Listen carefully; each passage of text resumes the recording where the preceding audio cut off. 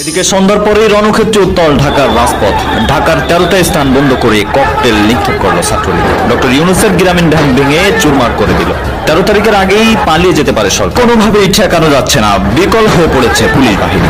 12 ঘন্টার মধ্যে দেশের 90টি স্থানে তাণ্ডব চালিয়েছে আওয়ামী লীগ। এদিকে দুপুরে আবারও ভয়ানক অ্যাকশনে নেমেছে ছাত্রলীগ। 13 তারিখের আগেই কেয়ামত ঘটিয়ে দিচ্ছে ঢাকায়। লকডাউন কর্মসূচি সফল করতে ঢাকামুখী হচ্ছেন লক্ষ লক্ষ আওয়ামী লীগের কর্মী সমর্থকরা। ডক্টর মোহাম্মদ ইউনূসের অপশাসনের বিরুদ্ধে গর্জে উঠেছে গোটা দেশ। সারা দেশের প্রত্যন্ত অঞ্চল থেকে লক্ষ লক্ষ কর্মী সমর্থকরা পিকআপে করে ঢাকা শহরের দিকে অগ্রসর হচ্ছে। কেন্দ্রীয় নেতাকর্মীদের নির্দেশনা পাওয়ার সঙ্গে সঙ্গেই উত্তাল হয়েছে গোটা ঢাকা শহর। ডক্টর ইউনূসের পদত্যাগের দাবিতে উত্তাল হয়েছে ঢাকা। 25টি স্পটে আওয়ামী লীগের লক্ষ লক্ষ কর্মীদের বিক্ষোভ মিছিল।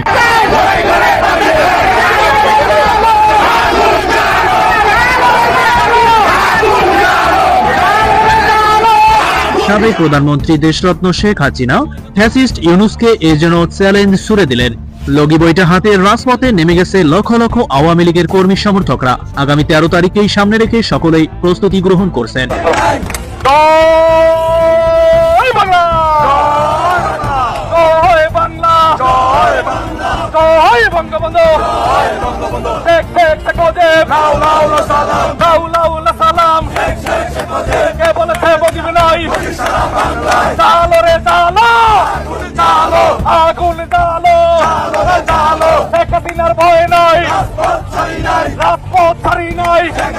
জঙ্গি মব সন্ত্রাসের জনক, অবৈধ এবং অসাংবিধানিকভাবে ক্ষমতা দখলকারী, অর্থ এবং ক্ষমতালোভী ফ্যাসিস্ট ইউনূসের পদত্যাগ, অবৈধ আইসিটি আদালতে মাননীয় প্রধানমন্ত্রী জননেত্রী দেশরত্ন শেখ হাসিনার বিরুদ্ধে দায়েরকৃত সকল ষড়যন্ত্রমূলক মিথ্যা মামলা প্রত্যাহার এবং সকল রাজবন্দীদের মুক্তির দাবিতে আগামী 13 নভেম্বর 2025 ঢাকায় লকডাউন ঘোষণা করা হয়েছে।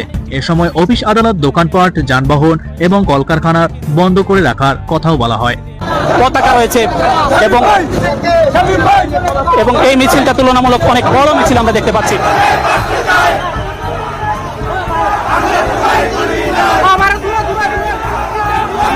সেই 13 নভেম্বরের লকডাউন ঘিরে দেশ জুড়ে উত্তেজনা বেড়েই চলেছে। ঢাকামুখী হচ্ছেন আওয়ামী লীগের লক্ষ লক্ষ নেতা কর্মীরা। স্লোগানে মুখরিত হচ্ছে রাজপথ।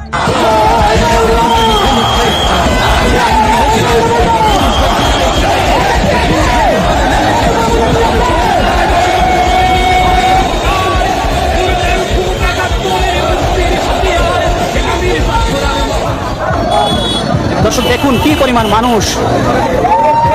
ফ্যাসিস্ট ইউনূসের আমলে নির্বাচনকে বয়কট ঘোষণা করেই শেখ হাসিনার নির্দেশেই লক্ষ লক্ষ আওয়ামী লীগ এবং এর সংগঠনের নেতাকর্মীরা মাঠে নেমে